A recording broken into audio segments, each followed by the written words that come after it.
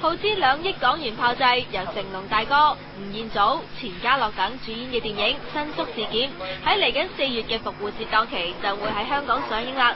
幾位演員拍攝完呢部戲啊，可以話係練得一身忍功啊，係忍臭個忍啊！因為戲中有一場喺自製垃圾場拍攝嘅戲份，雖然係用道具垃圾，但係導演為求逼真，將真嘅垃圾運埋入去，哇！嗰種氣味真係難以想象啊！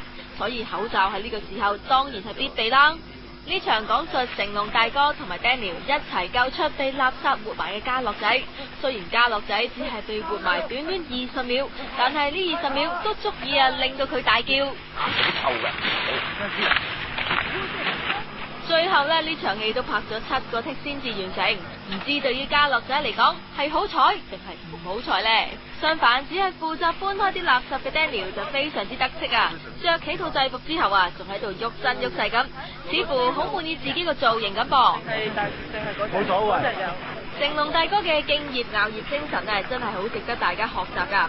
無論佢演乜嘢嘅角色，佢都盡力做到最好之外，亦都不忘愛護大自然。今次佢就下令劇組喺拍攝完畢之後，一定要將所有嘅垃圾清理好，而佢自己更喺每日拍完之後，身體力行清理廢物，怕污染環境。果然係以身作則啊！拍完場辛苦戲之後呢，導演都好體諒佢哋，俾佢哋拍翻啲較為舒服，而且仲有得嘆冷氣嘅百貨公司戲份。成龍大哥喺日本嘅知名度咁